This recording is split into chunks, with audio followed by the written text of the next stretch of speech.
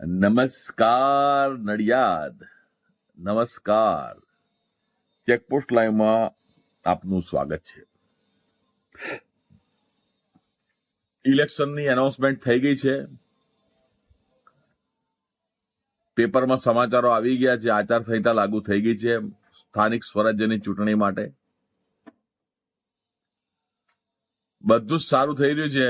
મારી એક બાબત કહેવી છે નડિયાદના દરેકે દરેક જે પણ રાજકીય પક્ષો અહીંયા કામ કરતા હોય તેમને, કે તમે આટલી બધી જાહેરાત કરી, બધું કર્યું, આ નવા વોર્ડ બન્યા છે, જે નવા વોર્ડ અને નવા વિસ્તારોમાં જે બાયફર્ગેશન થયું છે કે આ વિસ્તાર આની આ વોર્ડમાં, આ વિસ્તાર આની વોર્ડ, આ વોર્ડમાં જોઈન્ટ કર્યો છે, જે કટિંગ કરીને તેનું કોષ્ટક બનાવી કમસે કમ પેપરમાં, ખેડા જિલ્લા આવૃત્તિમાં છપાવો તો ખરા, સોશિયલ મીડિયામાં નાખો તો ખરા, લોકોને ખબર પડે કે અમારે કયા વિસ્તારમાં અમારો કોણ ઉમેદવાર છે.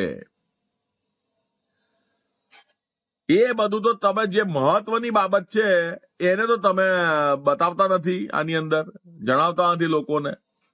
ખાલી પ્રચાર કરો તમારી રીતે, બરોબર છે રાજકીય પક્ષ તરીકે, પણ તમે કમસે કમ કયો વિસ્તાર વોર્ડ નંબર 11 નો આ વિસ્તાર આમાં જોઈન્ટ થયો છે, અથવા તો નવો વિસ્તાર વોર્ડ નંબર 11 માં જોઈન્ટ થયો છે, કાં તો વોર્ડ નંબર 1 નો વિસ્તાર આમાં જોઈન્ટ થયો છે, અથવા તો નવો વિસ્તાર વોર્ડ નંબર 1 માં જોઈન્ટ થયો છે.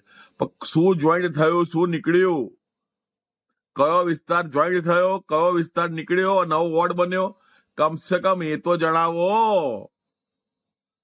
મહાનગરપાલિકાના અધિકારી શ્રીઓ, આપ આટલું બધું ભણેલા ગણેલા છો, મોટી મોટી પોસ્ટો ઉપર બેઠા છો, તો કમસે કમ એક કોષ્ટક બનાવી વોર્ડ વાઇઝ, જૂનો નગરપાલિકાનો વોર્ડ આ વિસ્તાર અને મહાનગરપાલિકાનો એનો એ જ વોર્ડ, મહાનગરપાલિકાના વિસ્તારમાં આ વિસ્તાર, નવો ઉમેરેલો વિસ્તાર છેલ્લે લખેલું એ જ લાઈનમાં, પછી વોર્ડ નંબર 2, વોર્ડ નંબર 3, એવી રીતે આખું કોષ્ટક બનાવીને બતાવો ને જનતાને.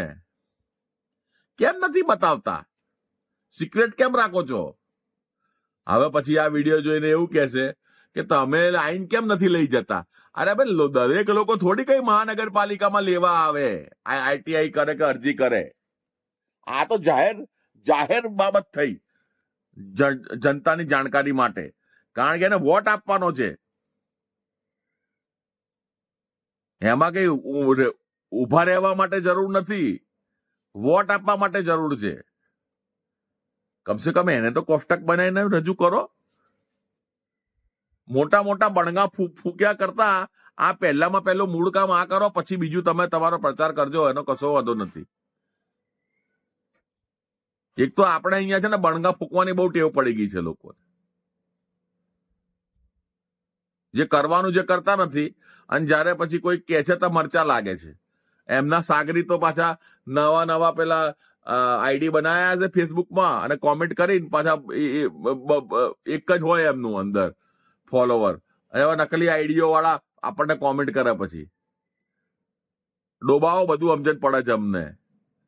આજે તમે કરો છો કોમેન્ટો, પણ એ કોમેન્ટમાં અંદર જે એમની પ્રોફાઇલમાં જઈએ ને તાર તો પેલો શું કહેવાય, 2-3 દિવસ 4 દિવસ પહેલા જ પ્રોફાઇલ બનેલી હોય, એટલે એમના માણસો નામ બદલીને, પ્રોફાઇલ બદલીને કોમેન્ટ કરતા હોય છે. એમાં કશો ફેર પડવાનો નથી. શું ફેર પડી જવાનો મને? હિન્દી કહેવત છે, જો હું કહું તમને, હિન્દી એક કહેવત છે, હાથી ચલે બજાર, શું? હાથી ચલે બજાર, કુત્તે ભોંકે હજાર, એવી કહેવત છે. સમજ્યા? જય હિન્દ, જય ભારત.